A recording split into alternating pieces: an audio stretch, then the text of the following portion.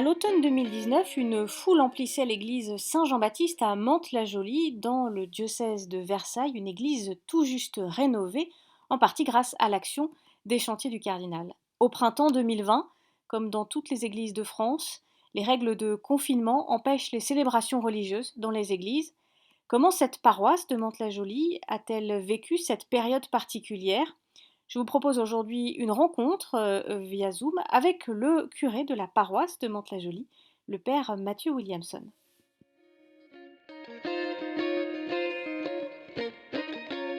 Bonjour père Williamson, Bonjour Valériane. comment se passe cette période de confinement avec vos paroissiens, peut-être un peu à distance, mais avec lesquels vous gardez quand même du lien? Comment ça se passe dans votre paroisse? Bon, je dirais deux choses en fait. Ça se passe bien et puis en même temps c'est difficile. Ça se passe bien, il y a même des belles choses qui se vivent. On invite les paroissiens à l'aide de petites vidéos, à l'aide d'une lettre paroissiale hebdomadaire, une ou deux fois par semaine d'ailleurs.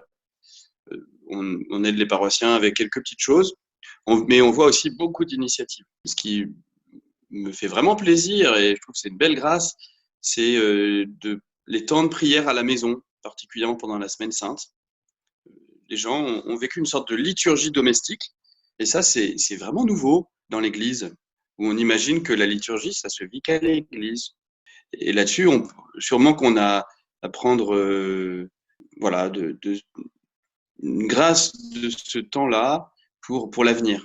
D'ailleurs, d'autres religions vivent la liturgie domestique.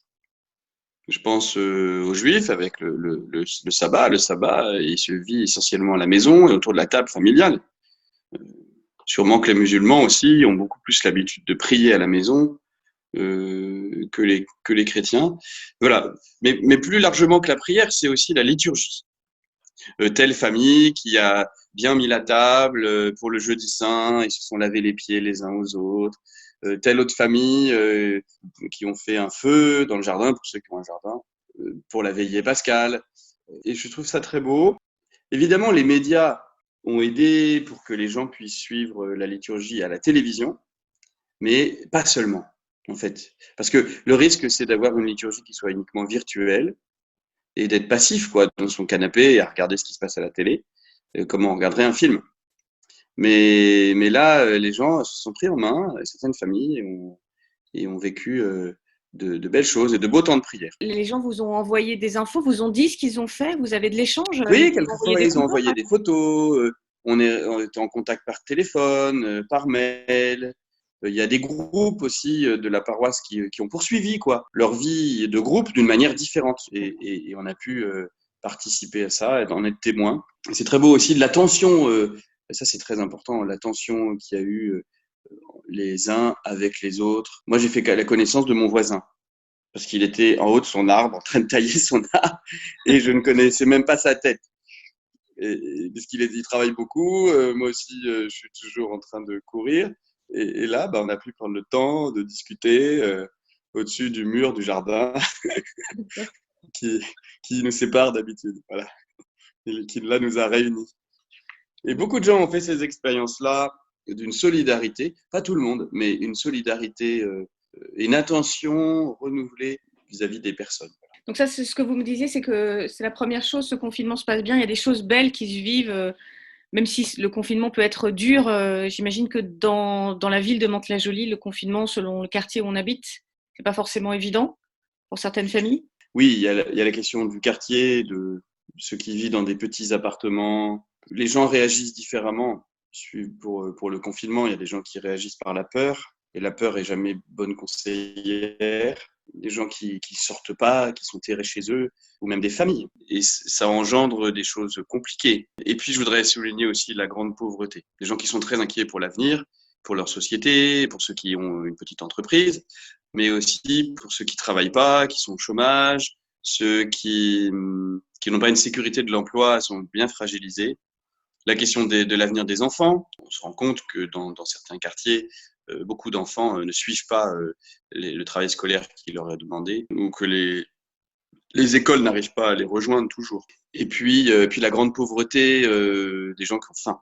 Et ça, c'est quand même terrible dans notre pays. On a une soupe populaire qui est donnée par des différentes associations sur le parvis de la collégiale de Mantes le soir. En fait, habituellement, il y a une trentaine de personnes et pendant le confinement, ça a plus que doublé. Et puis, beaucoup d'associations vont porter à manger. Le Secours catholique donne des chèques services pour des familles. Et on a même eu des appels à la paroisse de gens qui ont dit, mais on n'a plus rien à manger. Père Williamson, pour quelle raison vous avez choisi de bénir la ville depuis le sommet de l'église Sainte-Anne le 25 mars dernier? Vous avez même retransmis cette bénédiction un peu particulière sur la chaîne YouTube de votre paroisse. On sentait bien au début du confinement que voilà, il fallait donner du sens à ce moment-là et un sens spirituel. Il y a eu des propositions. C'était le 25 mars, en fait, à midi. C'était Et le pour soir, il y avait les cloches qui sonnaient dans toutes les églises de France et les bougies aux fenêtres. Tout ça permettait aux personnes d'entrer dans le confinement en donnant un sens spirituel. Les gens vont avoir davantage de temps, vont pouvoir davantage prier, avoir une attention particulière les uns aux autres. Et puis, l'idée aussi, c'est de se confier à la Vierge Marie au début de ce confinement. Et donc, je suis monté à 60 mètres au-dessus au-dessus du sol, sur les tours de la collégiale de Mantes. Et la collégiale, qui est très haute et en plein milieu de la vallée de la Seine, surplombe, si je puis dire, de là, on voit tout le Mantois, toute la région. J'avais prévenu les paroissiens avant. Et certains étaient à leur balcon, à leur fenêtre, m'ont envoyé des photos d'en bas. D'autres ne voient pas la collégiale de chez eux. Ils m'ont dit qu'ils étaient vraiment en communion avec nous à ce moment-là. Et puis ensuite, ils ont reçu, c'était pas vraiment en direct, je l'ai envoyé après la vidéo. Ils ont reçu la vidéo et ils étaient très touchés. Ça a beaucoup tourné dans les familles. Très touchés en fait c'est une question aussi d'incarnation, presque voir leurs prêtres, leurs curés,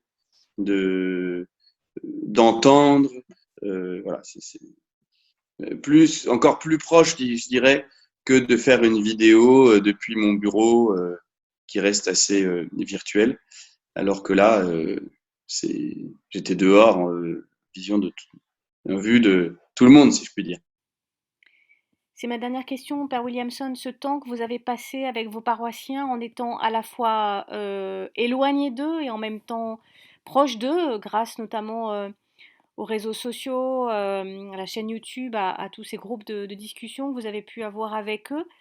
Est-ce que ce temps que vous avez passé avec eux, ce temps particulier, il a changé votre regard sur eux?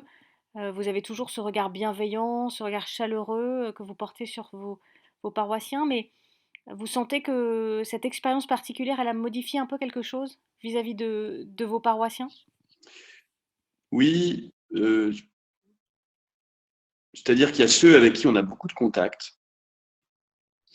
Et puis, ce qui me blesse dans mon cœur de pasteur, c'est de voir qu'il y a beaucoup de gens avec qui on n'a pas de contact. On n'a pas eu de contact pendant tout ce confinement. On n'a pas de nouvelles. Oui. Et sur une communauté paroissiale comme celle de Mantes-la-Jolie, qui est quand même assez grande, forcément, on n'a pas eu contact avec tout le monde. Et on se dit, mais comment ces gens ont-ils vécu le confinement? Qu'est-ce qui s'est passé? Comment ont-ils vécu leur foi? Quelles ont été leurs difficultés? Et c'est pour ça que nous allons prendre un long temps d'écoute. Après, sûrement qu'il y a des choses qui vont se révéler chez les paroissiens, voilà, de charisme particulier ou d'un désir de poursuivre telle ou telle expérience vécue lors du confinement. Mais c'est encore un peu tôt pour le dire. Je pense que la première chose, c'est d'écouter et de prendre le temps de la relecture.